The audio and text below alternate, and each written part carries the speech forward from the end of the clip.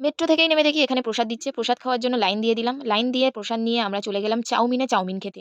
তো চলো কি, কি পাওয়া যায় সেগুলোও তোমাদেরকে দেখাবো যে এখানে কি, কি পাওয়া যায়। শুধু চাউমিন নয়, চাউমিন বাদে আরো অনেক কিছুই পাওয়া যায়। আগেই বলি আমি হাতে গোনা কয়েকটা জিনিসই খাই। আর তাছাড়া হাফ জিনিস খাইও না, হাফ জিনিসের নামও জানি না। তো কি, কি খাবো এখানে সবকিছু আমি দেখিয়ে দিচ্ছি। দিদি তো এখানে গোনাগুনি শুরু করে দিয়েছে। আমরা টোটাল কতজন আছি আর সবাই কি খাবার-দাবার খাবে। তো আমি চাউমিন নিয়ে নিয়েছি। আমি চোখ বন্ধ করে চাউমিন নিয়ে নিয়েছি। কারণ আমি এটা খেতে খুবই ভালোবাসি। আর দিদি ফ্রাইড রাইস, চিলি চিকেন নিয়ে নিয়েছিল। আমি জানি ওখান থেকেও আমি খেতে পারবো। খাবারগুলো আমাদের দিয়ে দিয়েছে আর প্রত্যেকটা খাবারে ডিম দিয়ে সুন্দর করে সাজিয়ে দিয়েছিল আর খাবারগুলো কিন্তু অসাধারণ খেতে ছিল। রেস্টুরেন্টটা কিন্তু খুবই বেশি বড় নয়, ছোটখাটোই। আমরা ছাড়াও আরো ৪-৫ জন ছিল আর আমরা এত মজা করছিলাম যে তারা আমাদের দিকেই তাকিয়ে ছিল। আমরা এত হাসাহাসি, এত মজা করছিলাম। সামনে দুর্গাপুজো আসছে, সবাইকে তো একটু সুন্দর লাগতে হবে। তাই জন্য স্যারকে এখানে সবার আগে প্লাস্টিক সার্জারি করে দেখা হচ্ছিল যে স্যারকে কেমন লাগছে। তো স্যারকে খুবই সুন্দর লাগছে। আমি প্রচুর পরিমাণে গুপ্তধনের সন্ধান পেয়েছি। তো লকার খুলতে না খুলতেই দেখি এখানে নানান রকমের গুপ্তধন। তো এগুলো তো বাড়িতে নিয়ে আসতে পারব না। তাই খেয়ে আমরা চলে এসেছি। এবার খেয়ে বাড়ি যাবো কিভাবে? এই তো হেঁটে, হেঁটেই আমাদের খাবার হজম হয়ে গেছে। তো চলো ভিডিওটা এই পর্যন্ত